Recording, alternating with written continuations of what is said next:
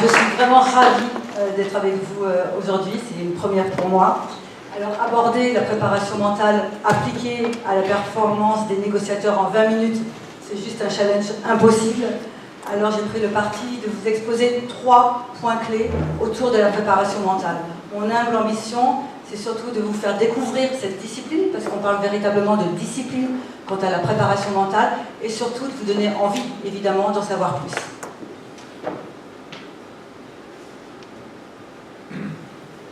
Alors, pour rentrer dans le vif du sujet, pour réaliser une performance, un sportif va se préparer physiquement, comme vous le savez, il va faire le tour de la piste, il va se préparer techniquement, il va travailler au niveau de ses gestes, il va se préparer tactiquement, il va définir la stratégie face à son adversaire.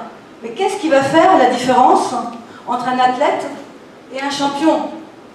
Car dans l'absolu, les sportifs s'entraînent tous très dur et travaillent tous très fort. Donc ce qui va faire la différence entre un athlète et un champion, c'est que les champions se sont mieux préparés au niveau mental. Ils se sont mieux préparés pour faire face à l'imprévu, pour faire face à l'inconnu, pour anticiper les événements, pour s'adapter, pour exécuter, vous savez, un mouvement au bon moment quand il le faut, et aussi pour prendre les bonnes décisions quand il le faut. C'est ça la différence entre un athlète et un champion. Prenons pour exemple 2 grands sportifs que vous connaissez, en commençant par, voilà la préparation mentale, en commençant par Roger Federer, et écoutons quelques paroles au sujet de la préparation mentale. Notez en particulier les mots-clés qui sont sur la gauche. Pour me préparer, on avait dit, surtout Ivan m'ont dit, écoute, c'est plus, je sais c'est un match tactique, quand tout change, c'est vraiment compliqué pour toi, mais à la fin c'est la tête qui va décider si tu peux gagner ou pas.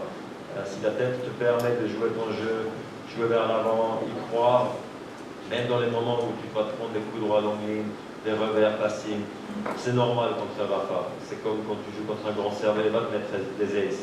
Et il ne faut surtout pas se laisser influencer par ce genre de coups.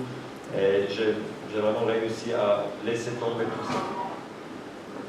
Voilà, et prenons l'exemple également d'un autre grand sportif que vous connaissez, Teddy Riner, qui en est quand même à sa 10e performance, 10e titre de champion du monde de judo, et qui dit lui-même, le secret n'est pas dans mes biceps, mais dans ma tête. Donc c'est ça, la différence entre un athlète et un champion. Maintenant, la préparation mentale, le fil conducteur peut se résumer en 3 mots-clés. La performance, la réussite et l'excellence. Alors, être confronté à un défi, ce n'est pas le propre du sportif. On est tous concernés ici dans la salle, tous et toutes, au même titre qu'une entreprise qui va être soumise, comme aiment le dire les Américains, à un monde VUCA, volatile, incertain, complexe, ambigu, qui va être soumis aux résultats, à l'efficacité, à la production, vous connaissez tout ça par cœur, au temps, à la pression, soumis au dépassement de soi, soumis à la différenciation, à l'innovation, à la communication, au mode de communication qui change sans arrêt, aux résultats. Bref, on est déstabilisé, on est remué, on est en déséquilibre, nous tous. Au même titre qu'un funambule, le funambule qui part d'un point A, je vais faire attention de ne pas tomber, pour arriver à un point B, et qui va devoir subir la météo extérieure, la pluie, le vent, la neige, qui va devoir subir également sa propre météo intérieure, ses doutes, ses peurs, ses craintes.